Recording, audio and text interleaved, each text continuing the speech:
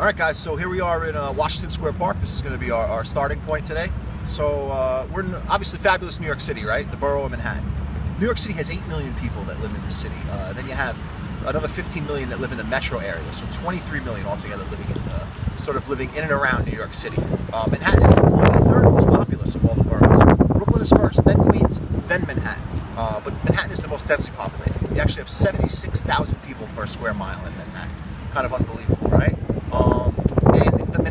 And the population of Manhattan triples during the day. So all the people that come into work during the day, during the week, it triples. You have 750,000 people that go in and out of Grand Central every day, a little over 4.5 million subway swipes, so that's a little over 2 million people probably on the subway on a daily basis. And then each neighborhood is sort of like its own town. So Greenwich Village kind of operates as its own town unofficially. It has unofficial boundaries, and a lot of these are names that have been made up by real estate people to get the prices to go up. Like you have the West Village, which is part of Greenwich Village, and it's working because the rents are definitely expensive. But we're here in Washington Square Park.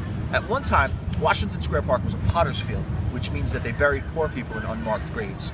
Bryant Park was also a potter's field, as well as the park at Union Square. Before they turned those into parks, they actually exhumed the bodies. But here at Washington Square Park, they didn't, which means that there's 10 to 20,000 people buried underneath Washington Square Park.